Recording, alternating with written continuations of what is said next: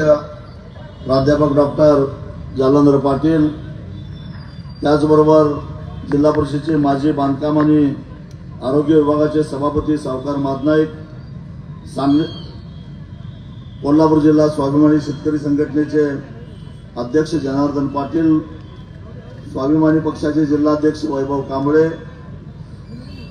ज्येष्ठ नेते जयकुमार कोले साहेब, या गावचे स्वाभिमानीचे अध्यक्ष मंकाळी देशिंगे,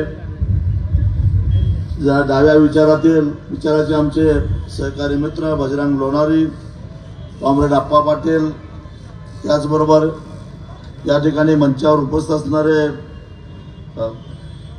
आमच्या महिला बाल कल्याण सभापती जिल्हा परिषद पद्माराणी पाटील, हातून तालुका अध्यक्ष आप्पासाहेब बेडके, इसलगरचे शहर अध्यक्ष विकास चौगले, बाळगोंड पाटील, सतीश मगदोम, यमंत वनकुद्रे, मंचावर उपस्थित असणारे सर्वच आमच्या डाव्या विचारधारेचे सर्व मित्र, कॉम्रेड बारवाळे साहेब आणि उपस्थित पत्रकार मित्र, जमलेल्या माझ्या शेतकरी भावांनो, आया बहिणींनो आणि शहापूर आणि पंचक्रोशीतील माझ्या सर्व बंधू बहिणींनो, या लोकसभेच्या मैदानामध्ये चौथ्यांदा मी रणांगणामध्ये उतरलेला आहे आणि सर्वसामान्यांचे, विद्यार्थ्यांचे, गरिबांचे, कामगारांचे, कष्टकऱ्यांचे, शेतकऱ्यांचे, या साऱ्यांचे प्रश्न घेऊन लढणारा एक सामान्य कार्यकर्ता या मतदारसंघामधून निवडणूक लढवतोय आणि कुठल्याही प्रस्थापित पक्षाच्या किंवा आघाडीच्या पाठबळाशिवाय निवडणूक लढवतोय म्हटल्यानंतर त्या देशातल्या आणि महाराष्ट्रातल्या अनेक प्रस्थापित राजकारण्यांचं पित्त खवळणं साहजिकच आहे आणि त्यामुळं देशाच्या पंतप्रधानापासून उत्तर प्रदेशचे मुख्यमंत्री, महाराष्ट्राचे मुख्यमंत्री, ते तर इथले जायचे का असं वाटायला लागलं, एवढ्या वेळा इथे यायला लागलेले आहेत. महाराष्ट्राचे दोन्ही उपमुख्यमंत्री, देशाचे माजी कृषी मंत्री, देशाचे परत अनेक केंद्रीय मंत्री या ठिकाणी येत आहेत. आदित्य ठाकरे या ठिकाणी येत आहेत. नट नट्या यायला लागलेल्या आहेत. पण नट आणा, नट्या आणा, हा दाढीवर पिकलेल्या दाढीचा चेहरा जरी वाईट असला तरी लोकांना हाच पसंत आहे, हे लक्षात ठेवा.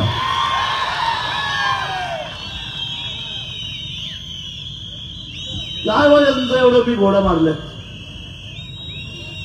मी सामान्यांच्या बाजूने बोलतो, भ्रष्टाचाराच्या विरोधामध्ये बोलतो, प्रस्थापित राजकारण्यांच्या विरोधात सडेतोड बोलतो. म्हणून या लोकांना माझी कावीळ झालेली आहे. म्हणून मोठी ताकद एकवटून हे माझ्या विरोधामध्ये अशा प्रकारे कॅम्पेनिंग करण्याचा प्रयत्न करताय. पण तिथेही त्यांना यश येत नाही. वारंवार अपशकुन होत आहे, ते लक्षात ठेवा. काल 2 दिवसापूर्वी मोदी कोल्हापूरला आले, एका तरुणानं जीव गमावला. उद्या योगी येणार आहेत, अजून एका तरुणानं जीव गमावला. पाठोपाठ अपशकुन येत आहेत. गड्यावर सावध राहा, नाहीतर ही जनता आता खवळल्याशिवाय राहणार नाही, एवढंच मला सांगायचं. कारण ही लढाई कष्टकऱ्यांची आहे, सामान्यांची आहे. मगाशी जालंधर पाटील बोलले, अरे तुम्ही केंद्र सरकारमध्ये असणाऱ्यांनी म्हणायचं काँग्रेसनं 70 वर्षामध्ये काय केलं, यांनी म्हणायचं त्यांनी काय केलं. अरे पण आज सामान्य माणूस वेगवेगळ्या प्रश्नांना होरपळतोय, त्याच्यावर जरा बोला, अशी आमची अपेक्षा. तुम्ही 80 कोटी जनतेला रेशन देतो असं अभिमानाने सांगताय, ही गोष्ट अभिमानाची नाही तर नामुष्कीची आहे. का रेशन द्यावं लागतं? माफक आणि मोफक दरामध्ये जेव्हा जनतेची क्रयशक्ती राहत नाही, त्यांचे तेवढं राशन विकत घेण्याची आर्थिक क्षमता राहत नाही, त्यावेळी ते सरकारला करावंच लागतं. कारण संविधानानं त्यांच्यावरती जबाबदारी टाकलेली आहे. ते काय उपकार करत नाही. पण मुळामध्ये मुद्दा आहे की तुमची आर्थिक धोरणं चुकलेली आहेत, म्हणून एवढ्या लोकांना तुम्हाला माफक दरामध्ये अन्नधान्य द्यावं लागतं. त्याबद्दल तुम्ही देशाची माफी मागितली पाहिजे, असं माझं मत आहे. आर्थिक धोरण यांचं चुकलेलं आहे आणि मी म्हणतोय म्हणून याच्यावर विश्वास ठेवायची गरज नाही. या वर्षीचा तात्पुरता बजेट, ज्याला इंटरिम बजेट म्हणतात, ते मांडायच्या पूर्वी आर्थिक सर्वेक्षणाचा अहवाल आला आणि तो अहवाल असं सांगतो, गेल्या 10 वर्षामध्ये या देशातल्या गरिबांची संख्या 11 कोटीनं वाढलेली आहे. 2014 साली या देशामध्ये 25 कोटी गरीब होते, त्यांची संख्या आता 36 कोटी झालेली आहे. दुसऱ्या बाजूला 2014 साली या देशामध्ये 1000 कोटीपेक्षा जास्त मालमत्ता असणारे श्रीमंतांची संख्या 2.5 लाख होती, ती आता 3.5 लाख झालेली आहे. म्हणजे याचा अर्थ असा आहे, गरीब आणि श्रीमंतांच्या मधली दरी वाढत चाललेली आहे. म्हणजेच देशाचं एकूणच आर्थिक धोरण फसलेलं आहे. आणि हे आर्थिक धोरण कुणी निर्माण केलं, ते का फसलं आणि त्याचे परिणाम काही दोष नसताना या देशातल्या कष्टकऱ्यांनी का भोगावेत, याचा जाब विचारण्यासाठी म्हणून तुमच्या सगळ्यांच्या वतीनं देशाच्या लोकसभेमध्ये मी चाललोय. मला तुम्ही बळ द्या, एवढीच माझी तुम्हाला विनंती आहे. धोरण फसलं याचं कारण तुम्हाला सांगतो. त्यांनी रोजगार देण्याची भाषा केली होती. कारण आता आधीच्यानी काय केलं असं विचारायचा अधिकाऱ्यांना राहिलेला नाही. यांना 10 वर्ष मिळाले. 10 वर्षामध्ये तुम्ही काय केलं याचा प्रश्न आम्ही विचारतो. 10 वर्षामध्ये तुम्ही काय केलं, काय करण्याचा प्रयत्न केला आणि त्याचे परिणाम का दिसत नाही याचा प्रश्न आम्ही विचारतोय. कारण देशाला स्वातंत्र्य होऊन 75 वर्ष झाले. या 75 वर्षामध्ये बेरोजगारांची टक्केवारी सर्वाधिक कुठे आहेत, तर सध्या आहे. म्हणजे बेरोजगारांची संख्या वाढली, हे या देशाच्या राज्यकर्त्यांचं मोठं अपयश आहे, लक्षात ठेवा. रोजगार निर्माण करण्याची क्षमता कशामध्ये आहे? नंबर 1 शेती, नंबर 2 वस्त्रोद्योग, नंबर 3 लघु आणि मध्यम उद्योग. याच्यामध्ये रोजगार निर्माण करण्याची क्षमता आहे. गेल्या 10 वर्षामध्ये या तिन्ही क्षेत्राकडे या केंद्र सरकारनं साफ दुर्लक्ष, म्हणून छोटे लघु मध्यम उद्योग हळूहळू बंद पडत चाललेले आहेत आणि त्यामध्ये काम करणाऱ्या लोकांचा रोजगार संपत चाललेला आहे आणि म्हणून बेरोजगारांची संख्या वाढायला लागली आहे. शेती तोट्याची झाल्यामुळं शेती सोडून, गाव सोडून शहरामध्ये लोक स्थलांतरित व्हायला लागलेले आहेत, म्हणून बेरोजगारांची संख्या वाढायला लागलेली आहे.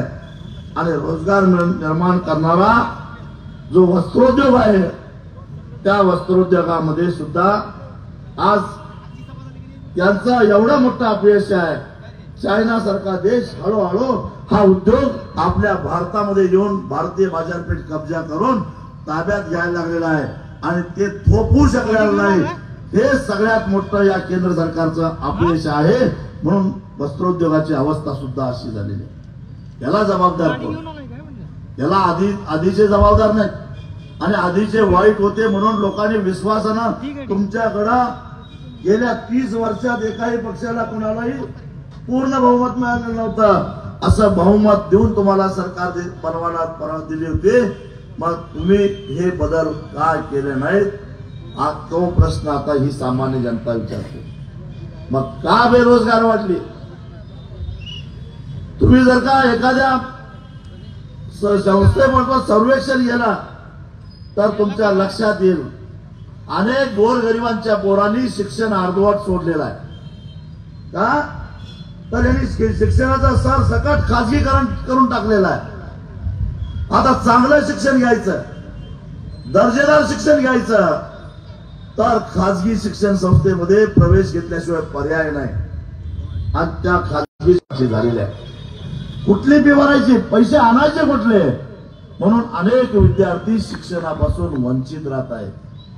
एक थोडी आशा होती विद्यार्थ्यांना,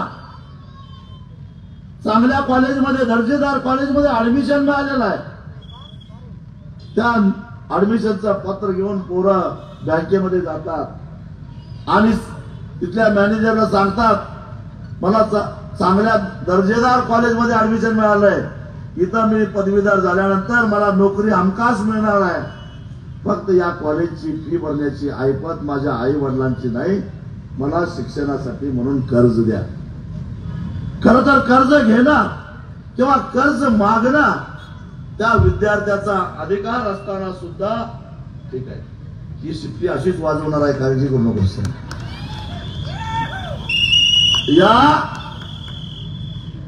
या विद्यार्थ्याचा अधिकार आहे, पण तो बँकेचा अधिकारी सांगतो हे कर्ज मी देऊ शकत नाही, हे कर्ज देण्यासाठी तुझ्या बापाकडे तारण द्यायला काहीच नाही, तुझ्या बापाचं सिबिल खराब आहे, त्यामुळं तुला मी कर्ज देऊ शकत नाही, आणि त्याला कर्ज नाकारलं जातं. राष्ट्रीयकृत बँकांमध्येच हा विद्यार्थी गेलेला असतो. मी देशाच्या अर्थमंत्र्यांना एक प्रश्न विचारतो, गेल्या 10 वर्षामध्ये या देशातल्या बड्या उद्योगपतींनी 14,56,000 कोटीची कर्ज काढली आणि बुडवली, पूर्ण बुडवली. त्या उद्योगपतींच्याकडून तुमच्या बँकांनी काय तारण घेतलेलं होतं, मग त्यांना का कर्ज दिले गेले? आणि या राष्ट्रीयकृत बँकांनी एवढी कर्ज राईट ऑफ झाली, बुडली म्हटल्यानंतर या बँका डबघाईला आल्या तर देशाची अर्थव्यवस्था मोडून पडेल, म्हणून तुम्ही बजेटमधनं या बँकांचा एनपीए कमी केला का? पण त्या एकाही उद्योगपतीला तुम्ही मुसक्या आवळण्याचा प्रयत्न केला नाही. अनेक देश सोडून पळून गेले, परदेशात जाऊन राहिले. विजय मल्ल्यासारखा माणूस 10,000 कोटीचं कर्ज बुडवून पळून गेला, लंडन मध्ये राहतो, इंटरपोलला सापडत नाही, भारताला सापडत नाही, पण क्रिकेटच्या मॅचच्या वेळी मात्र आम्हाला तो स्टेडियम मध्ये दिसतो आणि त्याच्यावर कॅमेरा फिरतो, तो आपला आम्हालाच हात करतो टीव्हीवरना. म्हणजे थोडक्यात मी पळून आलो तुमचं कर्ज बुडवून, तुम्ही माझं काय घेतली असं विचारतोय आम्हाला. पण तोच न्याय तुम्ही एखादा 25 लाख कर्ज काढलेल्या विद्यार्थी एखाद्या सामान्य माणसाला लावता का? तो न्याय सामान्य माणसाला लावता का? नाही लावा. तुम्ही लगेच त्याच्यात लिलाव काढता, त्याची मालमत्ता जप्त करता, त्याच्या जामीनदाराची मालमत्ता जप्त करता, त्याच्या भावाची, चुलत भावाची, वडिलांची, आईची मालमत्तेवर टाच आणता, त्या माणसाला हैराण करता. या इचलकरंजीमध्ये अनेकांनी अशा कर्जाला कंटाळून आत्महत्या केलेल्या आहेत. मग विजय मल्ल्याला आत्महत्या करावीशी का वाटले नाही? हे जे बुडवे आहेत त्यांना आत्महत्या करावीशी का वाटलं नाही? हे कसलं तुमचं आर्थिक धोरण? याचा जा विचारायला तुमच्या सगळ्याच्या वतीनं मी संसदेमध्ये चाललोय आणि म्हणून मला तुमच्या मताची गरज आहे. आणि हे फक्त मीच विचारू शकतो, हे लक्षात ठेवा. बाकीचा कुणी विचारायला लागला तर त्याच्या मागे ईडी लागली म्हणून समजा. घरात लगेच ईडी वाले येतात. त्या ईडीला, सीबीआयला, इन्कम टॅक्सला न घाबरणारा माणूसच देशाच्या सर्वोच्च सभागृहामध्ये, लोकसभेमध्ये उभा राहून देशाच्या अर्थमंत्र्यांना आणि पंतप्रधानांना हा प्रश्न विचारू शकतो. आणि म्हणून तुम्ही मला मत दिलं पाहिजे असं माझं मत आहे. मला नाही कुणाची भीती वाटत. आता ह्याच्यापेक्षा आमचं काय वाकडे करणार आहे? काही वाकडे करू शकत नाही. हा प्रश्न मी विचारणार आहे. मग आमच्या विद्यार्थ्यांना 5-25 लाखाचं शिक्षणासाठी कर्ज का मिळत नाही? तुम्ही या उद्योगपतींच्याकडून काय तारण घेतलेलं होतं? तुम्ही या महाराष्ट्रातल्या साखर कारखानदारांना त्यांनी बुडवलेली कर्ज कारखाने बंद पडतायत, म्हणून पुन्हा नवीन कर्ज देताना 2000 कोटीच्या कर्जाला हमी घेतले आणि त्यांना नवीन कर्ज द्या असं बँकांना सांगितलं. मग शिक्षणापासून वंचित असणाऱ्या माझ्या विद्यार्थ्यांना कर्ज काढत असताना या विद्यार्थ्यांच्या कर्जाची हमी आम्ही घेतो, पण विद्यार्थ्यांना कर्ज द्या असं का सांगत नाही, हा माझा सवाल आहे. न्याय सगळ्यांना सारखाच असला पाहिजे. विद्यार्थ्याला तोच न्याय, उद्योगपतींना सुद्धा तोच न्याय. पण उद्योगपतींना बँका लुटण्यासाठी तिजोरीच्या चाव्या त्यांच्या ताब्यात देता विधी बुडवले विद्यार्थ्यांनी कर्ज. फक्त 11,000 कोटी कर्ज ती बुडलेली नाही, थकीत आहे. संपूर्ण देशातल्या विद्यार्थ्यांची कर्ज फक्त 11,000 कोटी थकीत आहेत आणि एकट्या विजय मल्ल्यानं 10,000 कोटी बुडवले. म्हणजे साऱ्या देशातल्या विद्यार्थ्यांना जमलं नाही, ते एकट्या विजय मल्ल्यानं करून दाखवलं. मग विद्यार्थ्यांना कर्ज देण्यासाठी, शैक्षणिक कर्ज देण्यासाठी विचारणार. मारवाड साहेब, आपले काँग्रेस अतुल दिघे अनेक वर्षापासून ज्या लोकांनी MSCB मध्ये नोकरी केली, सहकारी साखर कारखान्यामध्ये नोकरी केली, सूतगिरणीमध्ये नोकरी केली, त्याचबरोबर पतसंस्थेमध्ये नोकरी केली, ST मंडळामध्ये नोकरी केली, त्या सगळ्या लोकांची जी काय पेन्शनची EPS 95 योजना आहे, त्या ती पेन्शन मिळावी म्हणून दिघे साहेब अनेक वर्ष संघर्ष करतायत. मी 2009 पासून त्यांच्या प्रत्येक संघर्षात त्यांच्या बरोबर आहे. त्यांच्या दिल्लीतल्या प्रत्येक आंदोलनामध्ये मी तिथं होतो आणि त्यांचा प्रतिनिधी म्हणून लोकसभेच्या सभागृहामध्ये 10 वर्ष मी त्यांचा प्रश्न सातत्यानं मांडला. काय म्हणणं या पेन्शनधारकांचं? जिल्हा मध्यवर्ती बँकेत किंवा सहकारी बँकेत नोकरी करणारे रिटायर कर्मचारी सुद्धा याच्यामध्ये आहेत. त्यांचं म्हणणं एवढंच आहे की आमच्या पगारातून तुम्ही पैसे कापून घेतलेले आहेत, ते पैसे एवढे कापलेत, त्याचा व्याज काढलं तरी सुद्धा, नुसतं व्याज द्यायचं ठरवलं तरी आम्हाला कमीत कमी 25,000 रुपये पेन्शन मिळते. किती? त्यांनी त्यांच्याच पैशाचं फक्त व्याज महिन्याला द्यायचं झालं तर 25,000 रुपये एका माणसाला, एका निवृत्त कर्मचाऱ्याला पेन्शन मिळते. पण आज त्या लोकांना सरकार पेन्शन देते फक्त 2,000 रुपये. ही फार मोठी थट्टा आहे, फार मोठा अन्याय आहे. म्हणून हा प्रश्न मी सातत्यानं मांडत राहिलो. शेवटी आधीच्या सरकारनं सांगितलं, मामला कोर्टात गेलेला आहे. केरळचं उच्च न्यायालय जो काही निर्णय घेईल तो भारत सरकार मान्य करेल. केरळ उच्च न्यायालयाचा निर्णय सुद्धा कामगारांच्या बाजूने आला, तोपर्यंत सरकार बदललं आणि हे आत्ताचं सरकार निर्णय घ्यायला तयार नाही. त्याचा सुद्धा प्रश्न मी विचारणार आहे, कारण ही सगळी आमच्या अवतीभोवतीची माणसं आहेत. विद्यार्थ्यांचे प्रश्न, कामगारांचे प्रश्न एवढंच नव्हे तर या इचलकरंजी शहरामध्ये छोटे मोठे वाहनधारक आहेत. कोण रिक्षा चालवतो, कोण छोटा हत्ती चालवतो, कोण टेम्पो चालवतो, त्याला हे RTO खातं सातत्यानं त्रास देत असतं. खरं तर त्या इचलकरंजी शहरातला सेवा देणारी ही सगळी माणसं आहेत.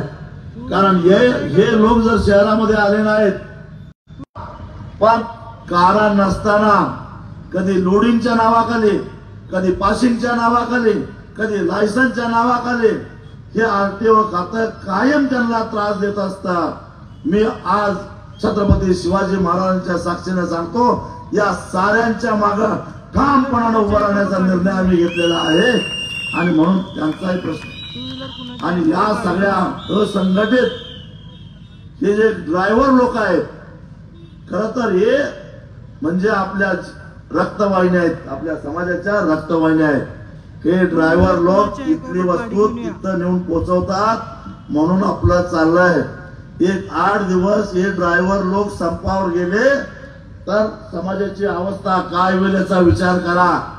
मग हे अत्यावश्यक सेवा करणारी ही माणसं आहेत, बिचारी शिकलेली नाहीत, कमी त्यांना पगार मिळतो, कमी उत्पन्न आहे, म्हणून त्यांना जर का अशा पद्धतीनं त्रास दिला जात असेल तर त्याचा सुद्धा जाब विचारला जाईल। आणि म्हणून मी भारत सरकारनं अशा या असंघटित असणारे रिक्षा ड्रायव्हर असतील, टेम्पो ड्रायव्हर असतील, ट्रक ड्रायव्हर असतील, त्यांचं एक कल्याण मंडळ स्थापन करावं आणि त्यांच्या निवृत्तीपासूनच्या सगळ्या योजना कराव्यात। कारण भारत सरकारच्या असे अनेक मंडळ आहेत, त्या मंडळामध्ये पांढरे हत्ती पोचले जातात। त्या आमच्या कष्टकरी लोकांच्यासाठी गॅरेजमध्ये काम करणारे छोटे छोटे वर्कर्स आहेत, त्यांच्या भवितव्याचं काय, त्यांचा अपघात झाला तर काय, त्यांना संरक्षण कसं मिळणार, त्यांना आरोग्याच्या सेवा कशा उपलब्ध होणार, हे सारे प्रश्न आहेत। या प्रश्नावर सुद्धा या केंद्र सरकारनं काही ना काही निर्णय घेतला पाहिजे, भूमिका घेतली पाहिजे। ही बाजू पुढच्या 5 वर्षामध्ये लोकसभेमध्ये कष्टकऱ्यांच्या वतीनं मी मांडणार। त्या इचलकरंजी शहराचे 2 मोठे प्रश्न आहेत, एक पिण्याच्या पाण्याचा प्रश्न आणि पंचगंगेचं प्रदूषण। या पंचगंगेचं जे प्रदूषण आहे, खरं तर बाहेरचे लोक म्हणतात तुमच्या उशाला नदी आहे ती प्रदूषित झाली, त्याला आम्ही जबाबदार आहोत का? पण पंचगंगा नदी केवळ इचलकरंजीकरांनी प्रदूषित केलेली नाही। कोल्हापूर पासून जेवढे जेवढे साखर कारखाने आहेत पंचगंगेच्या काठावर, कोल्हापूर महापालिकेचं पाणी, शिरोली MIDCचं पाणी, 5 स्टार MIDCचं पाणी, राजाराम कारखान्याचं पाणी, जवाहर कारखान्याचं पाणी आणि कुठलं पाणी, पंचगंगेचं पाणी, पंचगंगा कारखान्याचं पाणी आणि शिवाय गोकुळ शिरगाव MIDCचं पाणी, परत सगळ्या ग्रामपंचायतीचं सांडपाणी, एवढं सगळं आणि मग इचलकरंजी शहराचं पाणी, यामुळं पंचगंगा प्रदूषित झालेली आहे। याचा एक कृती आराखडा तयार करण्यासाठी मी प्रयत्न केलेला होता। मी खासदार असतानाच्या काळामध्ये एकूण जिल्हा परिषदेच्या माध्यमातून, कोल्हापूर महापालिकेच्या माध्यमातून, इचलकरंजी महापालिकेच्या माध्यमातून या पंचगंगेमध्ये जाणारं जे सांडपाणी आहे, त्या सांडपाण्यावर जर का प्रक्रिया केली तर ते पाणी घ्यायला शेतकरी सुद्धा तयार आहे। शेवटी ज्या पाण्यामुळे शेतीला काही उपद्रव होणार नाही, शेती उत्पादनावर काही विपरीत परिणाम होणार नाही, याची खात्री दिली तर कुठलाही शेतकरी ते पाणी घ्यायला तयार नाही। नाहीतर आता जसंच्या तसं पाणी पंचगंगेचं शेतकरी उपसा करायला लागलेला आहे। आणि म्हणून ज्याला जास्त नाही, फक्त 537 कोटी रुपये खर्च येणार आहे, फक्त 537 कोटी रुपये मोठमोठ्या योजनासाठी तुम्ही हजारो कोटी रुपये खर्च करताय। त्या शक्तीपीठासाठी तुमच्याकडं 83,000 आणि हे पाणी जर का प्रक्रिया केलं गेलं,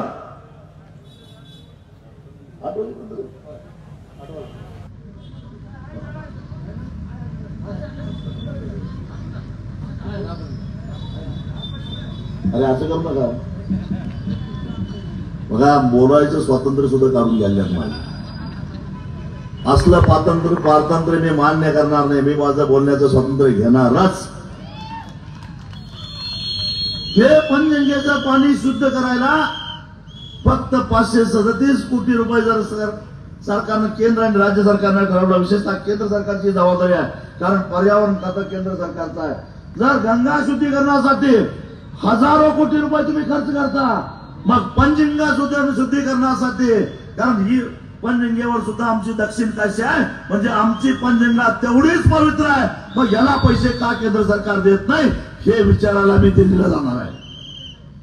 आणि हे पाणी जर का प्रक्रिया केलं गेलं, मी तुम्हाला सांगतो, तमदलग्यापासून तमदलगे, मजले, आळते, इकडं चोकाक, अतिग्रे, वरती तासगाव, एवढ्यापर्यंत हा जो काय जिरायत पट्टा आहे, हा साराच्या सारा जिरायत पट्टा हिरवागार राहिल्याशिवाय राहणार नाही। ते म्हणजे जिथं आज जिरायत शेती केली जाते त्या ठिकाणी हे पाणी वापरलं जातं।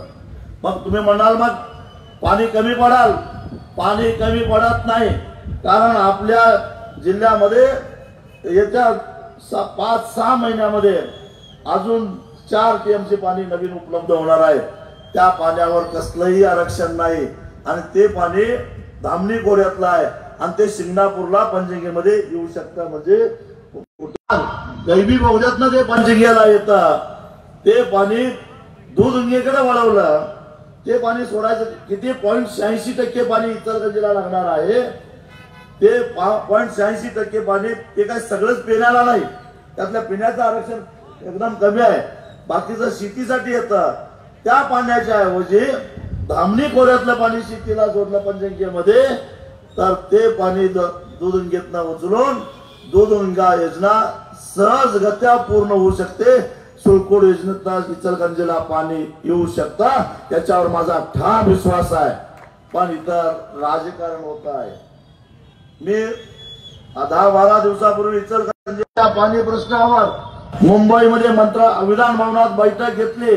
त्याच्या आधी 3 दिवस कोल्हापूरच्या जिल्हाधिकाऱ्यांनी सरकारला अहवाल दिला होता।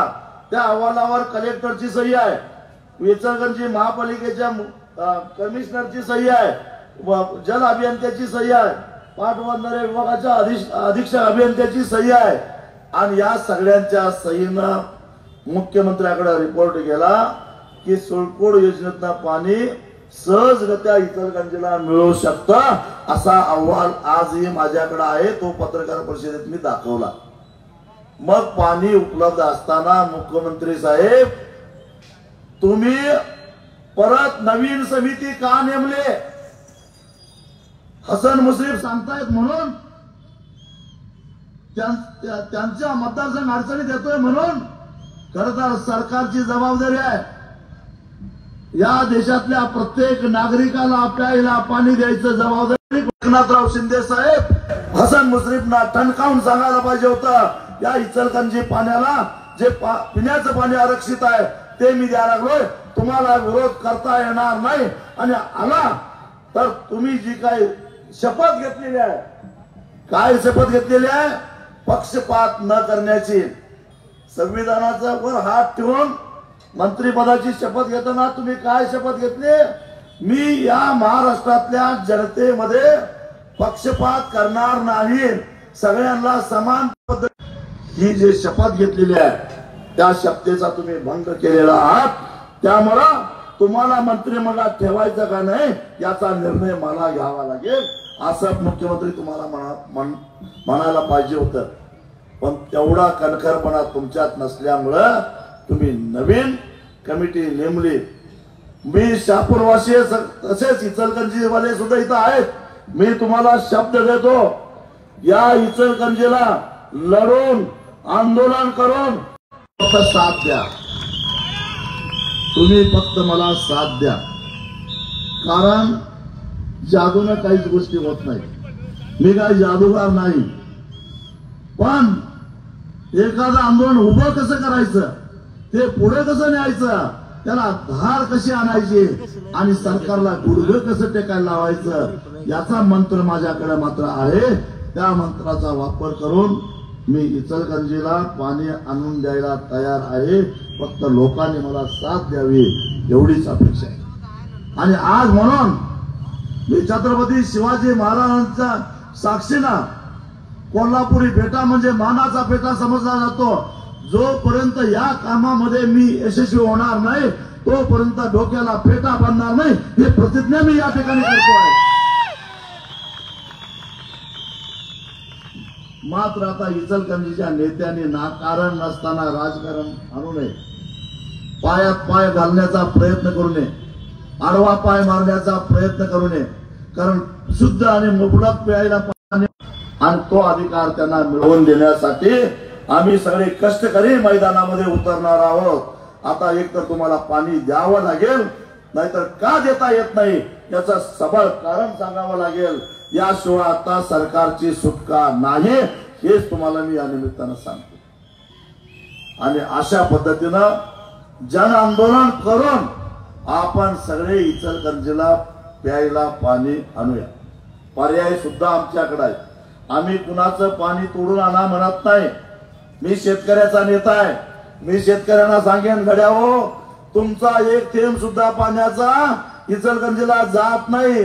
पिण्याच्या पाण्याचं आरक्षण वेगळं आहे, शेतीचं पाण्याचं आरक्षण वेगळं आहे. फक्त ते दोन्ही पाणी एकाच नदीतनं वाहतं, याचा अर्थ ते पाणी वेगळं आहे, हे पाणी वेगळं आहे.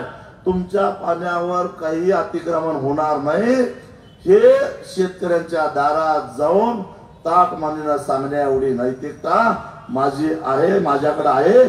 कारण मी गेली 34 वर्ष शेतकरी चळवळीमध्ये मी झिजून हाडाची काढे करून या शेतकऱ्यांचे प्रश्न सोडवले आहेत आणि निश्चितच त्यांचा माझ्यावर विश्वास आहे.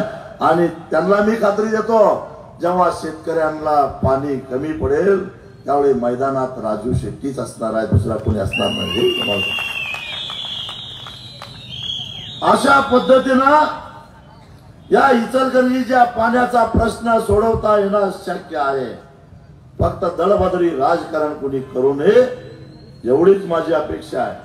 आणि मी तुम्हाला सांगतो, आमच्या गावाकडे एक म्हण आहे, जे गाव करल ते राव करू शकत नाही. म्हणून या गावातले राव काय करायचे करू नयेत, परंतु गाव एकत्रित करूया. आपण गावातल्या सामान्य माणसाला एकत्रित करूया, गावातल्या आया बहिणींना एकत्रित करूया आणि सरकारला दे माय धरणी काय करूया, कसं पाणी देत नाही बघू. आणि म्हणून अशा पद्धतीनं चिकाटीनं 2-2.5 महिने जर का आपण आंदोलन केलं तर पाणी आल्याशिवाय राहणार नाही, याची मला खात्री आहे. हे पाणी आपल्याला केलं. मी सांगतो अभिमानानं, माझ्या 10 वर्षाच्या काळामध्ये या इचलकरंजीमध्ये वस्त्रोद्योगासाठी जेवढे पैसे केंद्राचे आले तेवढे आधीच्याही खासदारांना आणले नाहीत आणि नंतरच्याही खासदारांना आणलेले नाही. केवळ टप योजनेसाठी 460 कोटी रुपये या इचलकरंजी शहरासाठी मंजूर करून आणणारा माणूस मी आहे. एकूण राज्याला मिळाले 1450 कोटी रुपये, त्यातले इचलकरंजी शहराला मिळाले 460 कोटी रुपये. एवढंच नव्हे, माझ्या पहिल्या टर्मच्या वेळी स्वर्गीय प्रणव मुखर्जी जे देशाचे राष्ट्रपती होते, पण पहिल्यांदा मी खासदार झालो त्यावेळी ते देशाचे अर्थमंत्री होते. त्यांचा माझ्यावर चांगला जीव होता, कारण माझ्यासारखा धडपडणारा तरुण, त्याला आम्ही सांगितलं की माझ्या इचलकरंजी शहरामध्ये वस्त्रोद्योगासाठी काहीतरी करायला पाहिजे. आणि म्हणून मी त्याला मला कळेल तेवढं जे काही प्रेझेंटेशन करायचं ते केलं. आणि त्या भल्या माणसानं त्यानंतर देशाचा जो अर्थसंकल्प सादर केला, त्या अर्थसंकल्पामध्ये देशामध्ये एकूण 9 मेगा टेक्सटाईल पार्क जाहीर केले. त्यातला एक इचलकरंजीचं नाव घालून त्यांनी बजेटच्या भाषणामध्ये जाहीर केलेलं होतं. त्याचा सुद्धा शिल्पकार मी आहे, हे सांगायला मला अभिमान वाटतो. भले मी त्याची जाहिरात केली नसेल, कारण माझ्या वतीनं कुणी डिजिटल लावलं नसेल, जाहिराती दिल्या नसतील, कारण मी इमानदारीनं काम करणारा माणूस आहे. त्यामुळे मला जाहिराती द्यायला परवडत नाही, डिजिटल लावायला परवडत नाही. ज्यांचं काम करतो त्यांना मी माझा छाप असतो आणि काम करतो, ते बी काम झाल्यावर कधी मागे येत नाही, अशी आमची अवस्था आहे. पण म्हणून जे काम शेवटी मी केलेलं काम मलाच सांगावं लागलं, हे दुर्दैव आहे. पण 10 वर्षामध्ये मी नवा शेतकरी करत बसलो नाही, तर माझ्यावर या 18 लाख लोकसंख्या असणाऱ्या या मतदारसंघाची जी काही जबाबदारी आहे ती प्रत्येक जबाबदारी इमानदारीनं पार पाडण्याचा प्रयत्न केला. म्हणून मी 4थ्यांदा तुमच्याकडे मत मागायला लागलाय. 3ऱ्यांदा कट कारस्थान करून मला पाडला. थेट मैदानात त्यांनी माझा पराभव केलेला नाही. कारस्थान करून कांद्यावर हात टाकून पाठीत खंजीर खुपसला आणि बेसावध असल्यामुळं मी जखमी होऊन खाली पडलो. पण आता मी पूर्ण सावध आहे. आता किती काटेकुटे असू दे, किती काही असू दे, या सामान्य माणसाचा आवाज बनून मी या देशाच्या सर्वोच्च सभागृहामध्ये जाणार आहे. आत्ताचा काळ अत्यंत वाईट काळ आहे. लोकशाही धोक्यात आलेली आहे. संविधान बदलण्याची भाषा काही लोक करायला लागलेले आहेत. आमचे 400च्या वर खासदार आले तर आम्ही संविधान बदलू असं म्हणायला लागलेले आहेत. त्यांना एकच सांगतो, अरे डॉक्टर बाबासाहेब आंबेडकरांनी या देशाला जे संविधान दिलेलं आहे ते जगातल्या काही उत्कृष्ट संविधानापैकी एक संविधान आहे.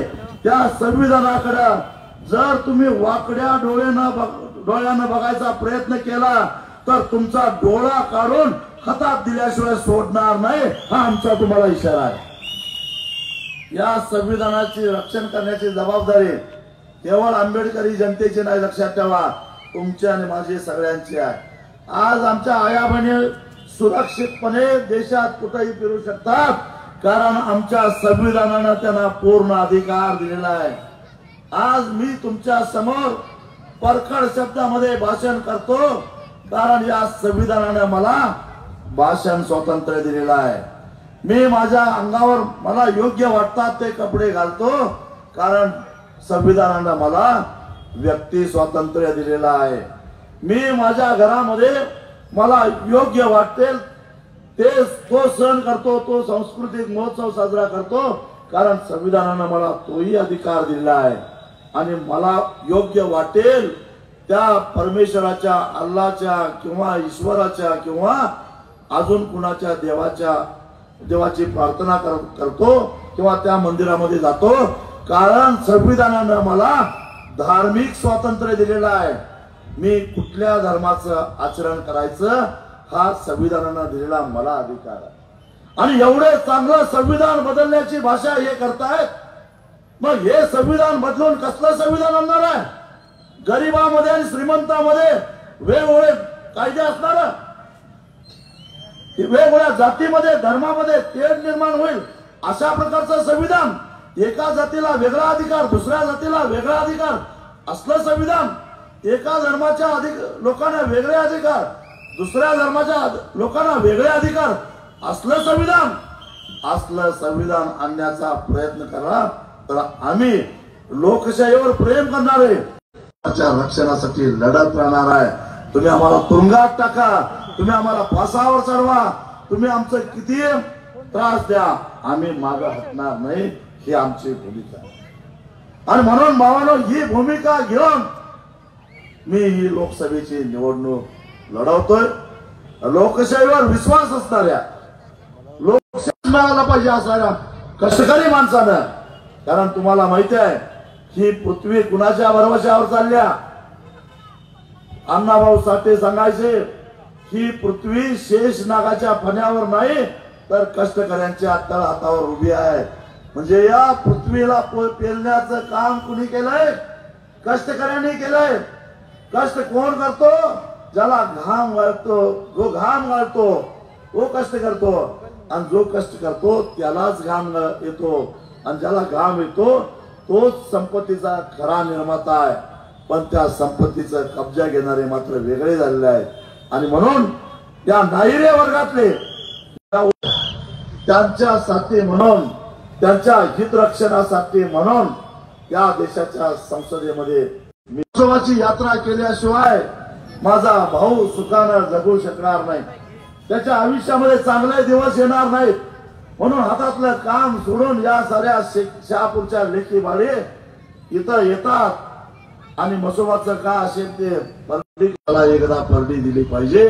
आणि ती परडी म्हणजे मला तुमचं बकरं नको, तुमचं कोंबडं नको, मला तुमचं एक फक्त मत पाहिजे. त्या बदल्यामध्ये तुमच्या या सगळ्या अधिकाराच्या संरक्षणाची जबाबदारी मी घ्यायला तयार आहे.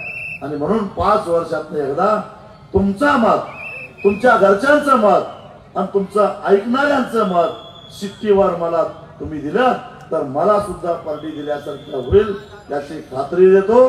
आणि जाता आता शहापूरवासियांना एक मी आश्वासन देतो, खात्री देतो, दिलासा देतो. या इचलकरंजीची महापालिका झाल्यानंतर पण शहापूरवासियांच्या घरादारावर मात्र नांगर पेरलेला आहे. टाउन प्लॅनिंगला काही रस्ते टाकलेले आहेत, डीपी रोड टाकले आहेत.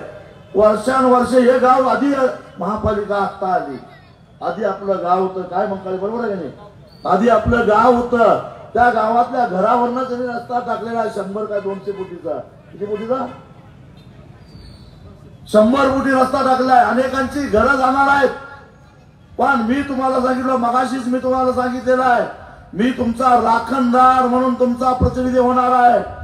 या तुमच्या छातीचा कोट करून मी उभा असेन एवढी खात्री या सगळ्या शहापूरवासियांना मी देतो. एवढंच सांगतो, फक्त निवडणुकीमध्ये तुम्ही मला साथ द्या, विश्वास द्या. मी तुम्हाला विश्वास देतो, तुम्ही फक्त मला साथ द्या. तुमच्या विश्वासाला तडा देणार नाही, जाणार नाही याची खात्री देतो. एवढंच सांगतो आणि इथंच थांबतो. सगळ्यांनी उठून उभं राहायचं आणि शपथ घ्यायची.